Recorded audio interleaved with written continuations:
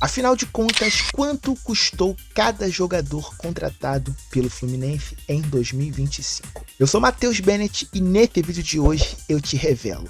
Mas claro que somente depois da vinheta. Então não desgruda daí!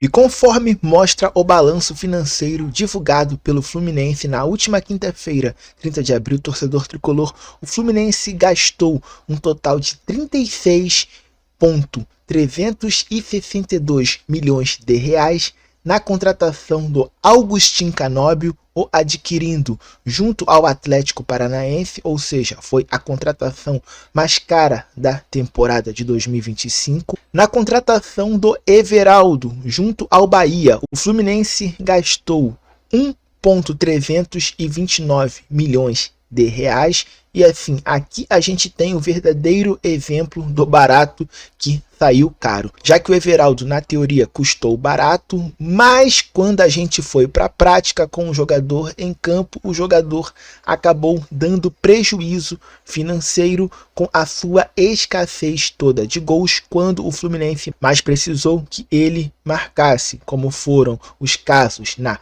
semifinal da Copa do Brasil e também nas quartas de final da Copa Sul-Americana. Pelo Nonato, o Fluminense gastou um total de 7,705 milhões de reais ou comprando do Santos. Pelo Hércules, foi gasto um montante de 28,130 milhões de reais na sua compra junto ao Fortaleza. E aqui a gente tem um exemplo de valor bem investido, já que o Hércules com certeza veio ao Fluminense para agregar e hoje é uma peça importantíssima na engrenagem do nosso meio de campo torcedor tricolor. Descendo aqui a gente encontra agora os valores pagos pela compra do Joaquim Lavega, que era um verdadeiro mistério que despertava curiosidade em todos nós tricolores. Qual teria sido o valor pago pelo Fluminense ao River Plate do Uruguai pela compra do Lavega? E conforme a gente pode conferir junto, o Fluminense gastou um total de 8,823 milhões de reais na compra do Joaquim Lavega. O Freitas, por sua vez, adquirido junto ao Alianza Lima do Peru, custou ao Fluminense um total de 12,921 milhões de reais.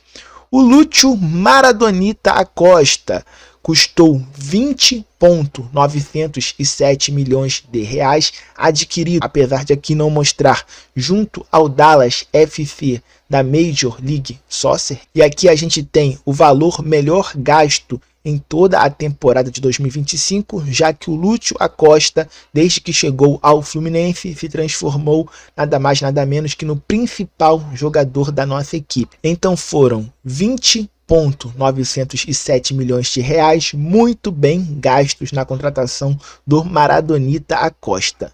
Pelo Otávio, o Fluminense pagou 8,648 milhões de reais, o adquirindo junto ao Atlético Mineiro. E no Otávio, obviamente que a gente tem um péssimo exemplo de dinheiro gasto, já que o Otávio, a torcida não suporta o ver entrando em campo, que já sente uma verdadeira agonia, já que o jogador todas as vezes que entra em campo só entra ali para deixar a gente com o coração na mão.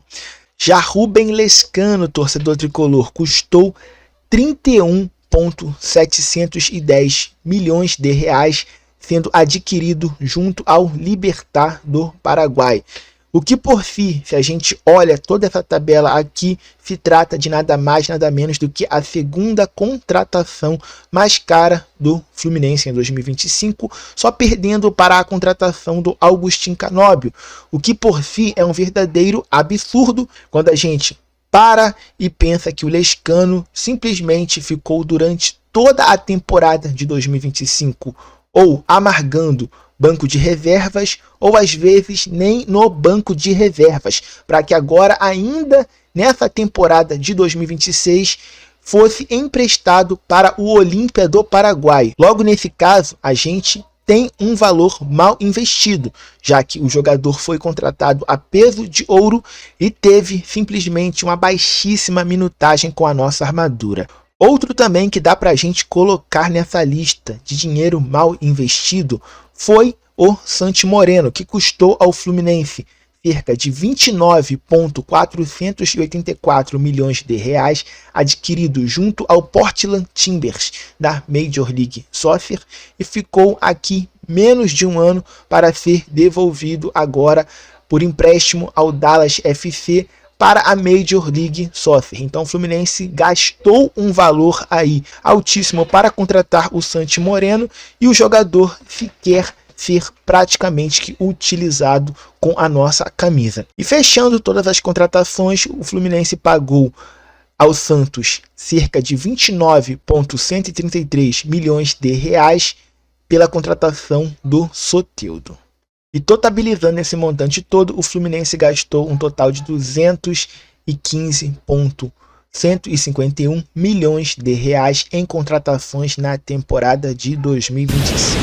E de todas essas contratações que o Fluminense fez, na minha humilde opinião, a melhor, obviamente, que foi a contratação do Lúcio Maradonita Costa, onde a gente pagou 20 milhões muito bem gastos, já que o jogador virou o principal jogador da nossa equipe desde que vestiu a nossa armadura pela primeira vez.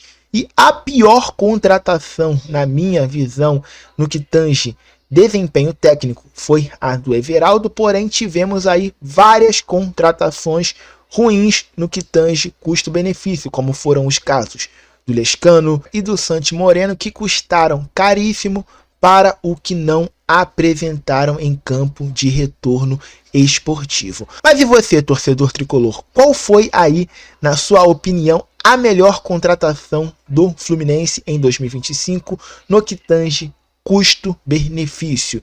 E também qual foi, na sua opinião, a pior contratação da temporada de 2025 no que tange custo-benefício da nossa equipe? Me conta aqui embaixo no campo dos comentários também toda a opinião de vocês, fechou? E esse é o nosso vídeo de hoje revelando quanto o Fluminense pagou em cada jogador contratado na temporada passada. E se vocês gostaram de conferir, de ficar por dentro, eu já vou pedindo que não deixem de deixar o like e também que não deixem de descer aqui embaixo e se inscrever no nosso canal para receber muitíssimos vídeos do nosso Flusão.